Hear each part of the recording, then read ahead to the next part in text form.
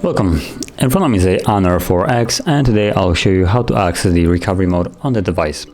So to get started, you want to hold power key and then select power off.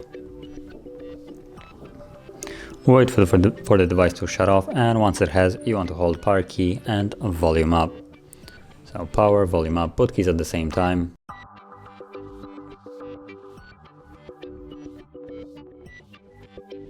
And as you can see, we're now in the recovery mode.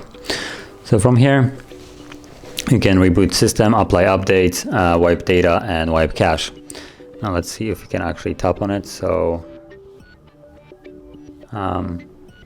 okay, so you would navigate using the volume keys.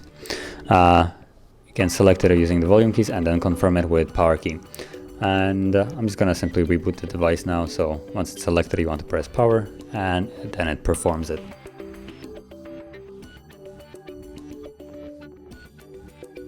As you can see, we're now out of the recovery mode.